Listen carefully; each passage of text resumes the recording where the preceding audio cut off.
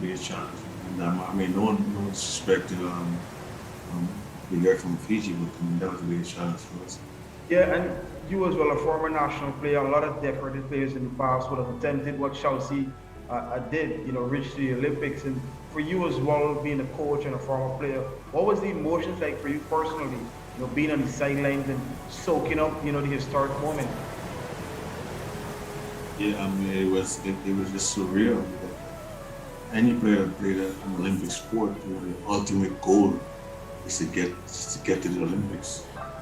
Unfortunately for me, I never really got to play the trials. So I have had absolutely no chance, of competing in the Olympics. But to me, it's amazing that to be able to do it, as a coach. I mean, Chelsea. I mean, who's better than Chelsea to do it? So I mean, it was a great, great, just a great experience. Chelsea, as you head into that second match, or I think the first one you on the 32, I guess the belief was becoming more that you could now maybe go deeper and deeper, but you came against yet again another top quality opponent, and you really looked well. I guess in the fourth set you carried out your juice, so maybe as you played more with her, I guess things progressed and you got more confident. But tell us what playing against that quality of opponent and the lessons you learned. Going out there and playing against such a player, it's a great feeling to know that you can compete against her. Yes, the game went 4-0, but at the end of the day, I felt really good, with my performance in terms of, knowing where I came from and, what I'm working with compared to her and that kind of thing. I just went out there and I gave my best, and I'm really, satisfied with how I played, and of course, this fuels me even more to, work harder and propel myself even further in the sport, and hopefully, be just as good or even better than her in the future.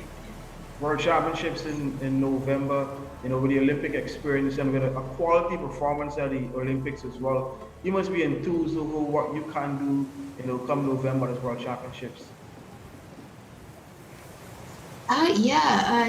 With the World Championships, I think there's a new format that's going to be played in terms of who are invited to the games. Um, I am not sure if I will be attending World Championships just yet, but the hope is that I do.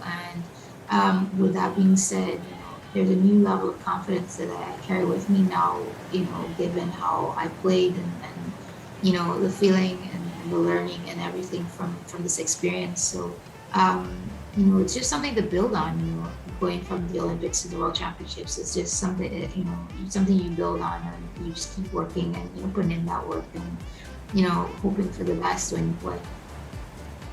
How have you, on the lighter side, how have you handled the Golden Girl band attack? Social media was blowing up with you since the ceremony. Everyone is tagging you, other schoolmates, close friends. So how have you been handling that aspect as well? Um, you know, I, I tried to respond to everyone's messages and stuff, but I look at the posts and I see what's happening, but I try not to get too caught up in it. I have, like I'm usually, focused on the task at hand. Now maybe that, now that I'm like finished competing, I'll give I'll look at all the messages and try to respond to all of them. But, I just try to keep a cool head and keep focused because, try not to get lost in the sauce and, just keep doing me. But I think I've been handling it well so far. And yeah, I think that's just how I'm dealing with it. Edie, Chelsea's performance is a testament, you would agree, to investment. She got a lot of support from private sector, the government as well. She got some level, some semblance of a training camp in California, but with investment, you've been saying this, things can happen. Oh, big time, big time. Because like I said, against the girl from Fiji, she ran 200 paces ahead. And against the other opponent from Korea, she's 8 or 5 in the world, which puts her like 300. And if you watch the scores, it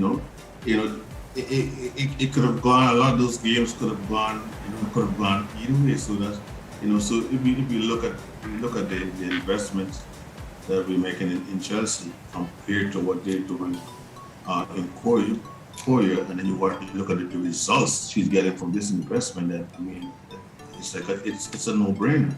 But if we get this, we're getting all of this return, and she's defeating players that are much more funded than her, way more exposed, and she's either defeating them or she's going close. So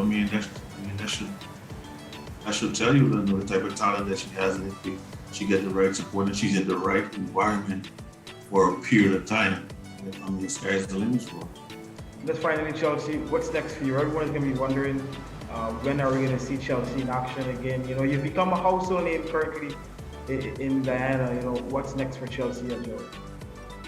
At this time, we're trying to do World Championships, the Finland Open, and I think maybe one other tournament before the year's out. And for that, that's just the goal for the remainder of the year. Besides me trying to play the professional leagues in Europe, that's what I have planned for the rest of the year. But in the immediate future, for me, my plan is to rest. A lot of rest. I hope you enjoy your rest, Chelsea, and keep doing well. Hopefully, we see you and another table tennis player from Guyana at Paris 2024. Good luck, Chelsea. Thank you. Hey, thanks, Akeem.